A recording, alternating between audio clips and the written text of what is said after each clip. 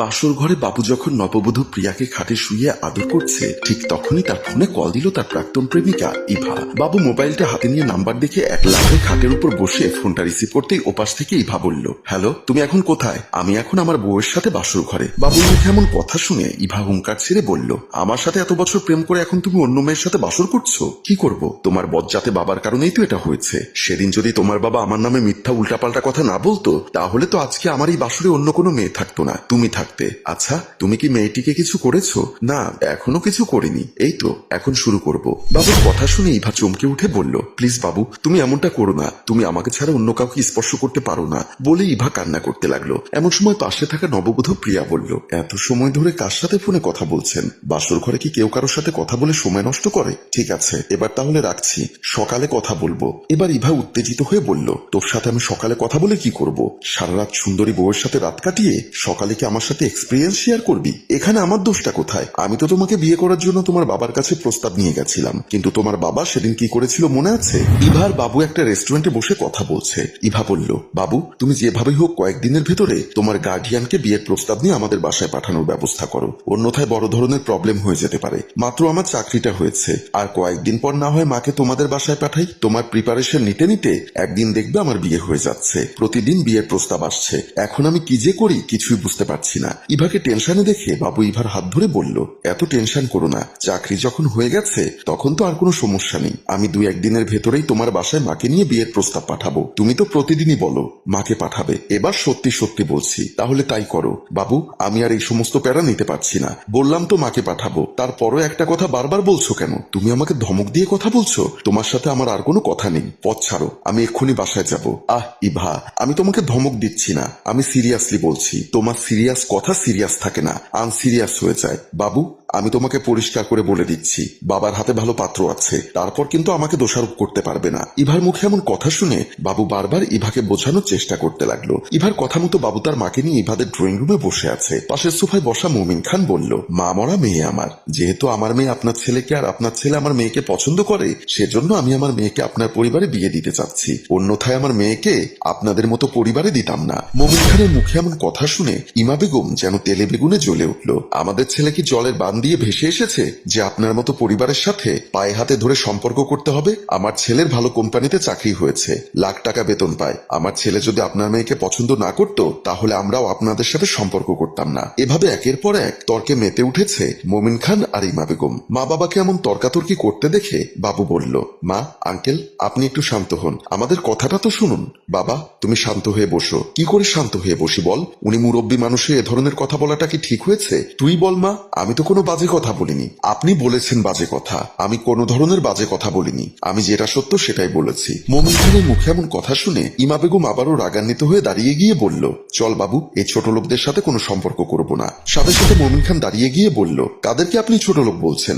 আপনার ছেলের সাথে কোনো দিন আমার মেয়ের বিয়ে দিব না। আপনার মেয়েকে আমার ছেলের জন্য কোনোদিন বউ করে নেব না।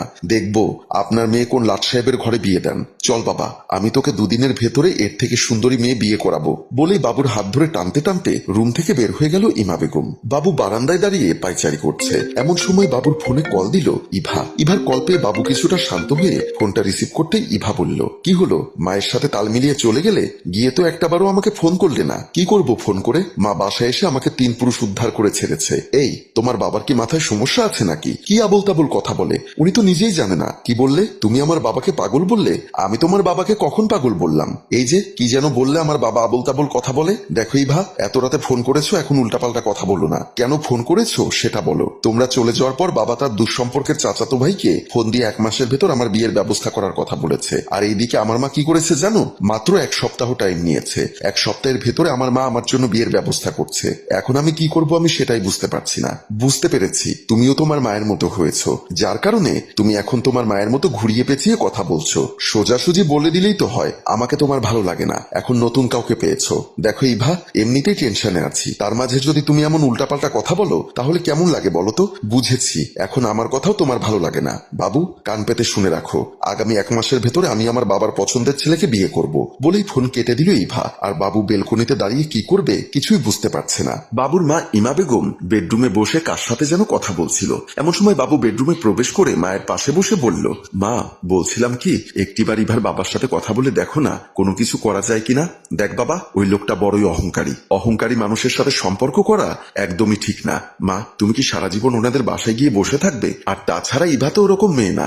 দেখ বাবু, তুই আমাকে কি বোঝাবি? বাবার রক্ত যে এই মেয়ের শরীরে বইছে। ইমা বেগমের মুখে এমন কথা শুনে বাবু মনে মনে ভাবতে লাগলো, মা একদম ঠিক কথা বলেছে, এই মেয়েটা ওর বাবার মতো অহংকারী। বাবুকে চুপ থাকতে দেখে মা বলল, এখানে এভাবে বসে না থেকে যা, আমি যা সিদ্ধান্ত নিয়েছি সেটাই হবে। আমি রহিমকে ফোন করে বলেছি আগামী সপ্তাহের ভেতরে তোর বিয়ের ব্যবস্থা করতে। ইমা বেগমের মুখে এমন কথা শুনে বাবু কি করবে কিছুই বুঝতে না পেরে আবার রুম থেকে বেরিয়ে গেল। অতীতের কথাগুলো মনে করে ইভা কান্না করতে করতে বলতে লাগলো, বাবু আমার ভুল হয়ে গেছে, প্লিজ আমাকে ক্ষমা করে দাও। এখন কান্না করে কি লাভ বলো? আমি তো এখন আমার নতুন বউয়ের কোলে। বাবুর মুখে এমন কথা শুনে ইভার মাথায় যেন আকাশ ভেঙে পড়ল। আমি না হয় একটু ভুল করে ফেলেছি, তাই বলে তুমি বিয়ে করে ফেলবে?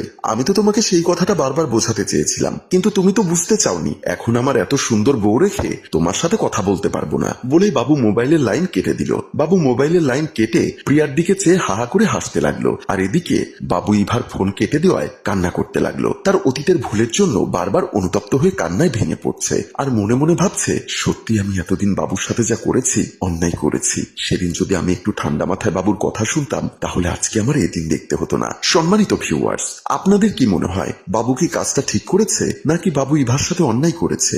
আপনাদের মতামত জানিয়ে দিন আমাদের কমেন্ট বক্সে। আমাদের গল্পটি আপনাদের ভালো লেগে থাকলে তাহলে লাইক ও শেয়ার করে আমাদের পাশে থাকুন। গল্পটির রচনা ও পরিচালনায় মোশাররফ হোসেন মৃদুল, চিত্রগ্রহণ ইফতি হুসাইন, সম্পাদনায় আলমগীর। ধন্যবাদ।